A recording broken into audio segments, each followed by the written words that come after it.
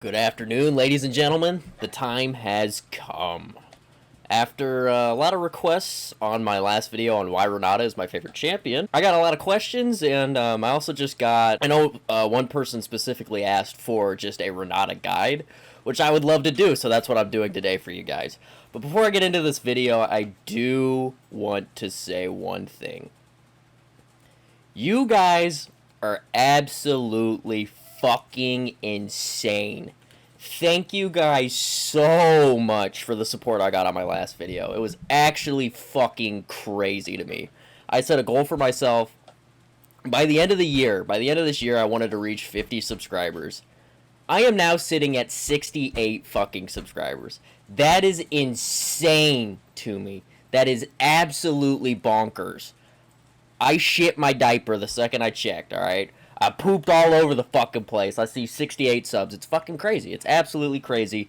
Damn near brings a tear to a man's eyes, alright? And I just wanted to say thank you guys so much for the support.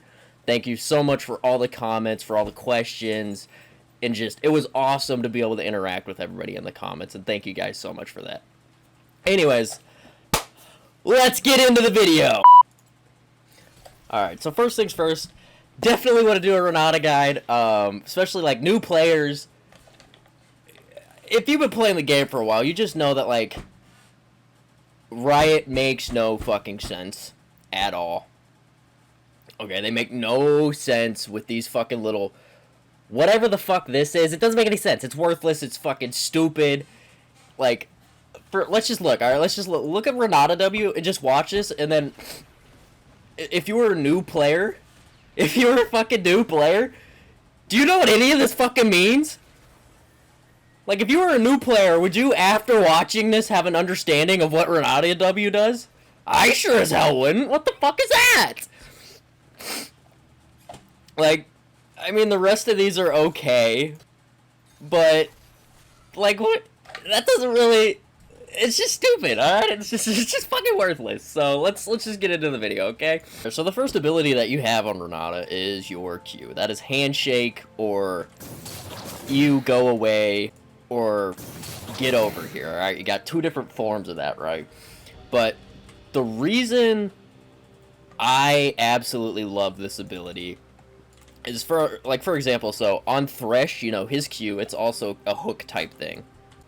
If there's an Aatrox on your booty cheeks and he's trying to clap your cheeks, what you don't want is you don't want to pull him towards you, but that's like all you can do on Thresh other than Flay, right? So if you're running away on Renata, you can just cue him away, right? I mean, if they're closer, you can just do it while you're running away.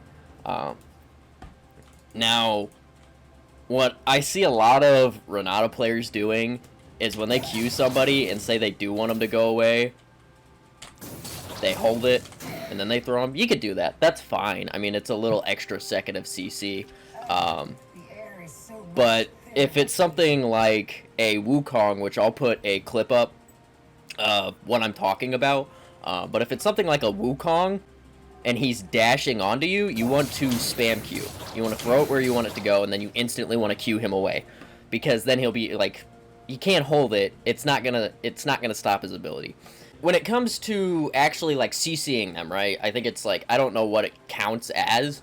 But if there's a Vel'Koz ulting, if you just Q him like that, it doesn't cancel his ult. You have to Q him and then displace him with your Q, or else you're still getting he's still pissing on you and you're taking a shit ton of damage, right? You don't want Vel'Koz to piss a full ult on you and kill you.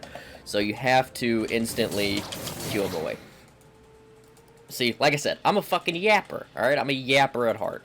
Like I was saying, you can push people away, you can pull them towards you, but it's also unique in the fact that it's just directional. It can go wherever you want it to go. It doesn't have to be straight to you. It can be, you know, say your ADC's down here. You can throw them straight to your ADC can finish the kill off. So that's just something that's really unique about it, and don't undervalue that part of Renata. Another thing that I don't see utilized enough on Renata is you can Q somebody, and then if you throw them into another person, you stun that other person as well. So I mean, let's use Vel'Koz ult for example again. that Q's not going to reach that person if he's ulting, but if you Q that person and throw it into the other person, or if you Q someone and throw him into the Vel'Koz that's in range, you will stun him out of his ult. So don't underutilize any of those parts of her Q. It's also, her Q is also, like Thresh, it's not as telegraphed. You know, Thresh, you pretty much, when he throws his hook, you see it fly at you in slow motion, right? You see it happening. It's not as telegraphed, but it's still telegraphed enough. So you can Q flat, like you can Q, predict flashes with it and stuff. Don't be scared to get kind of fancy with it sometimes. So next we'll move on to Renata W. Renata W, there is a specific time that you need to use it. You don't want to use it way too early, and you don't want to use it, obviously you don't want to use it late either. It's better early than late, because using it late means that you didn't use it. But in this clip, I W too early on the Draven, and like the second he dies is the second my W expires. You want to W somebody like a second before they die for two reasons. One, because you want to ensure that they actually get that second part of your W. But two, there's just an element of surprise with it. People, if you don't W immediately, or when they're half HP, they're gonna, they might possibly think she doesn't have it for this reason or that reason. And so they're not going to play like there's a W involved. They're not going to stay to kill the person who's in that second form. They're going to run away and then, oh, surprise, motherfucker, and then die. So there's two reasons. Those are the two reasons you want to do that. Alright, and then the next thing we're actually going to get into, so we're going to talk about Renata E. You can see right here, in my last video, I didn't talk about Renata E. Renata E is not a super interesting ability at all, but I still want to talk about it, and then I'm also going to actually address a lot of the questions with Renata E. So Renata E, that's all, folks. You shoot it at somebody, you hit them with it. It's gonna say, when I play against Renata players, I don't see them using it enough as damage. Fucking stupid bot. I don't see it used as much. I don't see it used as much for like damage. So in laning phase, a lot of the times, especially when you're going against like melee supports, they go up to hit a minion, auto E them, or E auto them. And if you E auto them, your auto attack animation is pretty hidden, right? I mean, it's not super obvious. Now that's like not the biggest thing in the world, but one auto attack, or one E auto, does a lot more damage. Obviously, since I'm level 18, it's doing a shit ton of damage. But it does a lot more damage than a lot of people think it does. So they step up and they take, one or two of these, and then they're already getting lower, and trading is just going to be like less and less valuable to them. They're getting fucked over, essentially. So the next thing I'm actually going to talk about is I'm going to talk about Renata ult now.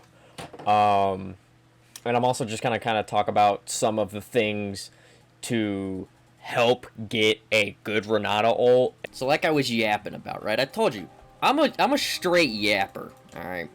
I be yapping my gums, as my girlfriend says. But yeah, have some form of... Should be able to have 3 of these right here. Have some form of vision setup, right? That's an okay, but like... Maybe you want, maybe you want something like that, where you can see the entrance to the Baron Pit. See that? Say you ult right there. That's about as much room as they have to enter. But it's also something ult like that. And then if they run that way, they're done for, you know. And say we're ahead. So if you ult that way, it's either they pretty much need to run into us and die and lose the team fight, you know, somehow get to us without getting hit by that ult, or die by getting hit by the ult, and then they're for sure gonna lose. But like this right here, there's no entry point there for them. Especially, there's not one here yet. But if you're a support player, doesn't matter who you're on, but especially on Renata, after you're done warding in here, you take this plant over the wall. Never leave any plants on the map for your enemy to take. This also goes back into why vision setup is so important. Because having, say, this style of setup,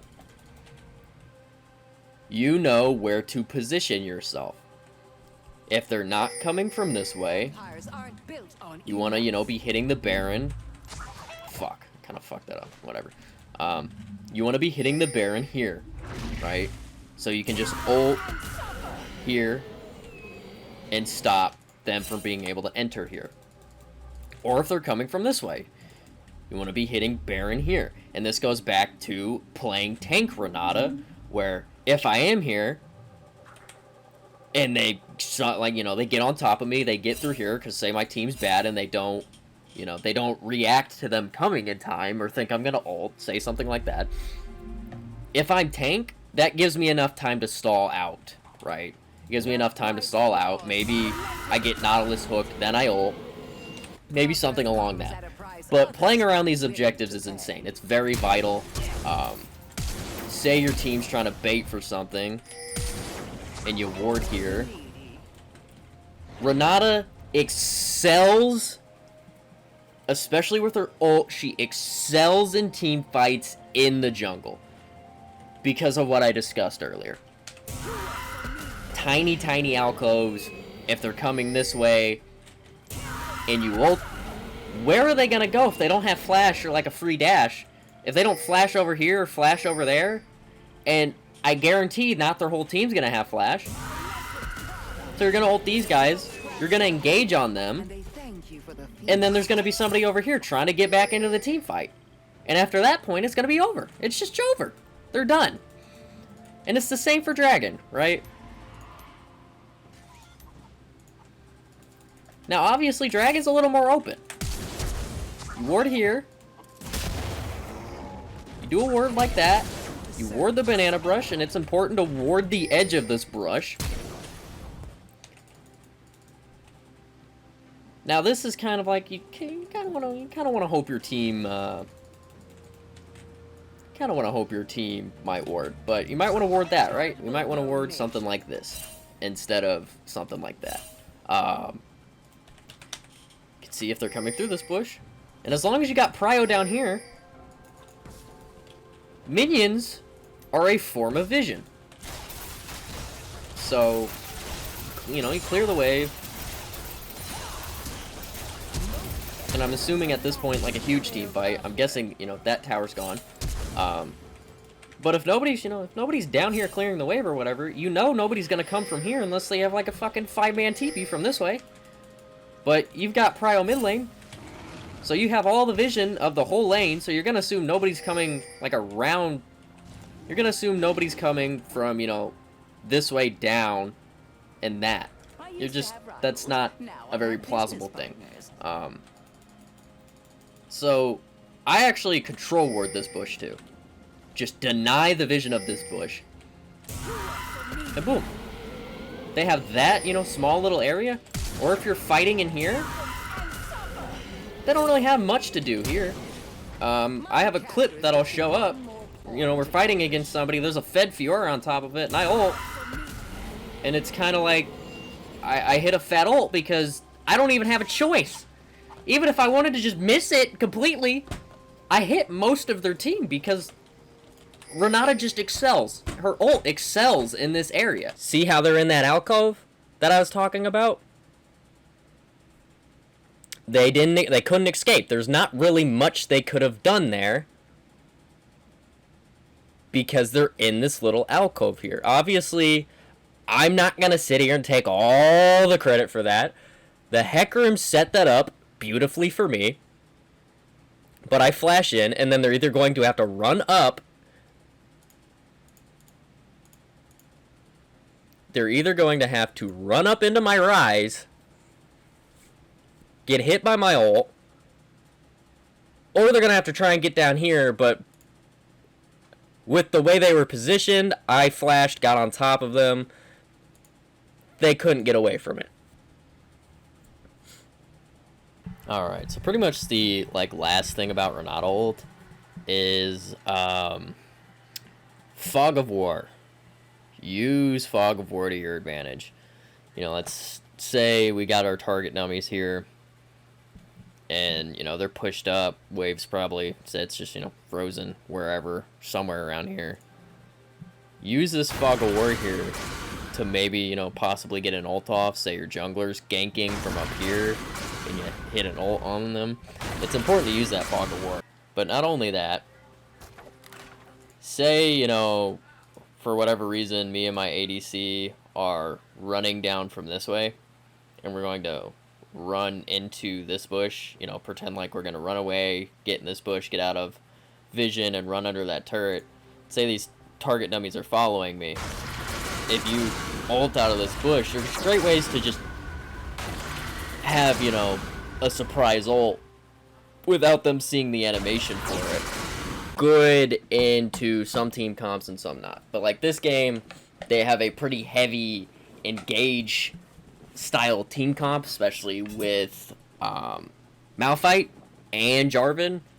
And so I went more tank for sustainability and able to get an ult off. So I get ulted here, I'm on the front line, and I'm able to get an ult off. The Darius almost throws, but I'm able to hit a 3-man ult and have them get hit by that. If I was Enchanter or full AP, I was going a little AP to try and deal with the tank of the Malphite. But if I was full Enchanter here, the second this Malphite ults me, I am dead. And that's why tank Renata is awesome. Also, if I'm Enchanter Renata or AP Renata, full AP, I'm going to be back here. And if I'm all the way back there, I'm not able to ult right in front of these guys' faces. And so they might, run away. They might dodge the ult, which it's still, it messes up their team fight a bit. But getting hit by that ult is huge. So being able to front line while your tank is awesome, because you can ult people. Like I said, I'm right in front of their face when I ult here. And so it's a lot harder to notice than all the way back here and having a slow slug fuck moving thing come at you. And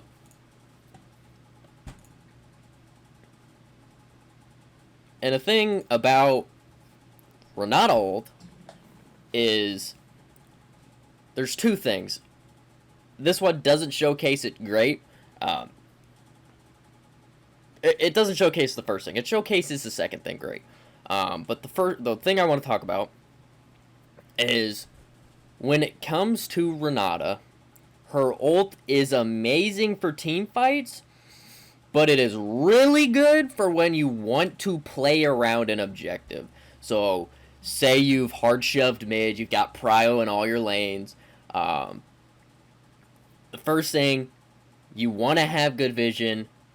I mean, no shit, right? As a support, you want to have good vision. But on Renata, having good vision is an essential thing in order to be hitting these ults, in order to be winning team fights for your teams just because you hit fucking 4 out of 5 people with an ult. Because for one, you want to know where the fuck you're ulting. But two, say you do just on the off chance you hit 4 people while they're in a bush.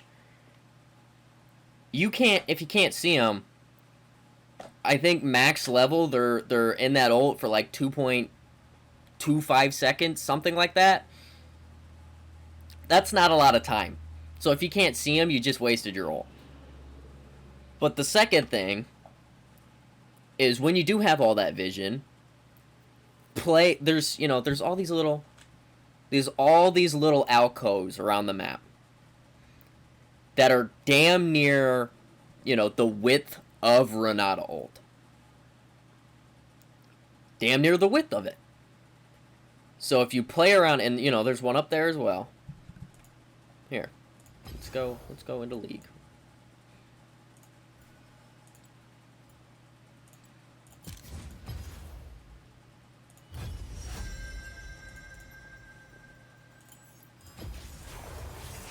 It's Miss Glask, if you value your life. I wanna go Fright Night. Black Chroma.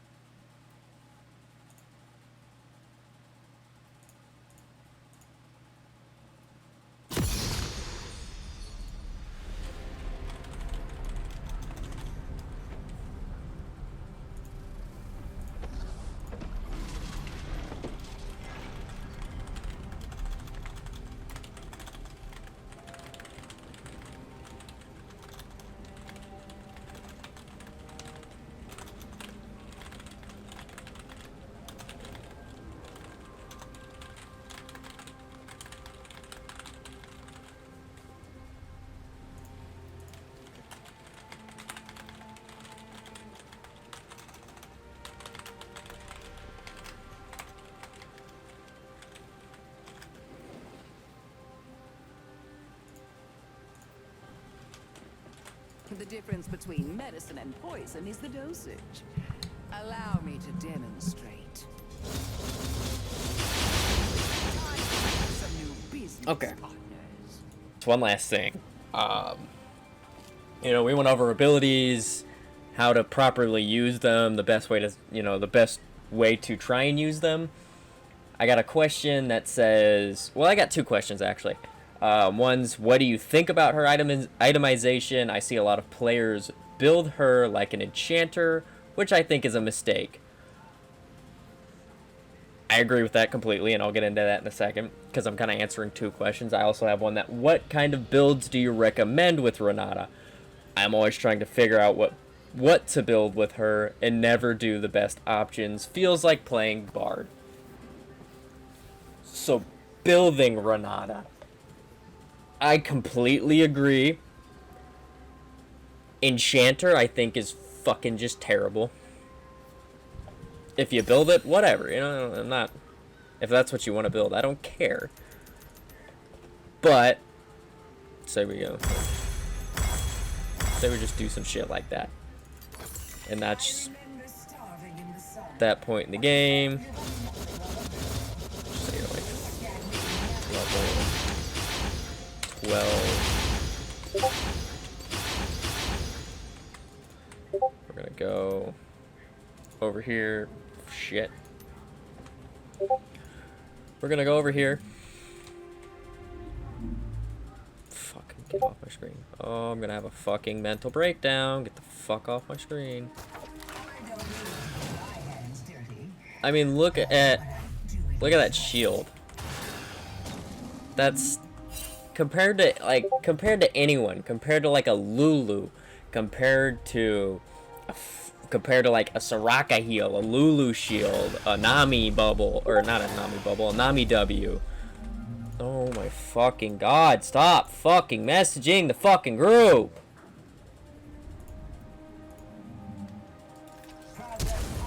So if you come over here and you see we've got like 3 builds.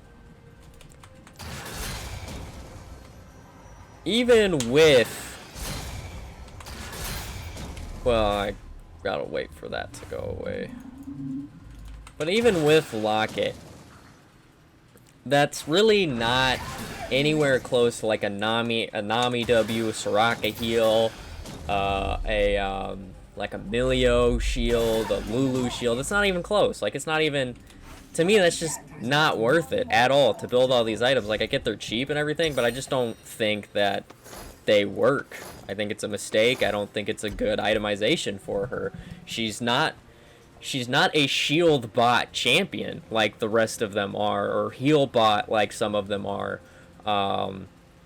My preferred build path for most games, I go Iceborne first, and then I like Trailblazer, and then just, you know, depending on how heavy AD or AP they have, I like going the Ring, maybe Frozen Heart, maybe, you know, Spirit Visage, something like that. But just trying to be tank Renata. I like tank Renata better. And the reason I really like Frozen Gauntlet is because you can E auto, and then it's really easy for you to just hit another Q on them. You can E auto Q, and then you can, guess not. It's fine. The reason I really like Iceborne Gauntlet is because you can E auto Q. Really easy, really simple to hit that Q, and then you can throw them into your team. Very simple. But there's another reason why I like tank Renata, which I was going over that earlier. It's just because you're having a team fight here, right? Say we're like here, and I'm frontlining. You know, say I'm here and I'm frontlining for my allies. You can hit, it's way, like, the closer you are, obviously the harder it's going to be to dodge an ult. Like, what do you think? You think I'm frontlining here? Do you think that's gonna be, you know, harder to dodge, or easier to dodge? Or do you think something like that is gonna be easier to dodge? Look how long this takes to get to them. But if you're Enchanter Renata, you have to play back here. Or if you're like Enchanter, or yeah, like Enchanter Renata, you have to be like somewhere like here. And even then, from their point of view, it is kind of right on top of them. But then you gotta come all the way around here. You gotta hope nobody dies, right? Oh shit, I couldn't get my W on them in time because they died. It's just, if you frontline here, there's almost no reaction. You almost cannot react to that, and that's why I like tank Renata a lot more. But the other build that I do on occasion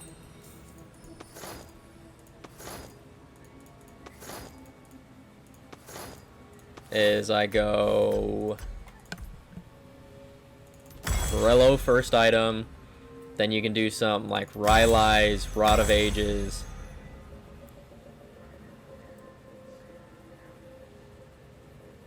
and then you can kind of go from there. Maybe Luden's, maybe like a Void Staff. But getting AP on Renata isn't that. It's still better than Enchanter.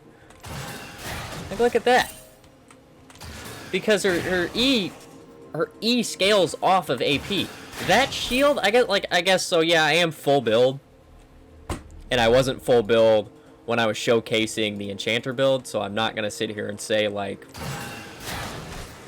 you know, you get what I'm saying. But the reason I like this is because, one, can't really see it. See, there's magic damage on there, there's AoE magic damage there, there's AoE magic damage there, all proccing Morello. And then even if, say, one of these people do magic damage, say I just hit like, well, no, none of them are really going to do a magic damage on their autos. But you've got a lot of ways to proc Morello, and not only that, with this build, there's not a lot of just pure AP in this build. If you go pure AP, obviously it's going to be more, but you pretty much have 10% max health damage. If you're going against a Mundo, an Aatrox, if you're going against a healing style tank bruiser champion, I recommend going AP. Because You're going to do your AD, any auto attack based person's going to do a shit ton of damage to him because of your passive. They're going to do a shit ton of damage to him with your passive. You're also going to be able to apply a lot of grievous wound stacks. But obviously the playstyle of these two is different. Obviously it's going to be different. Like I said, with this one it is unfortunate. You're going to have to play back here. You're going to have to maybe play in here. So there's not a, not a ward in there. There's some sacrifices you have to make, but if the Aatrox, Mundo, something like that gets ahead, this is probably a build you might want to try out and do.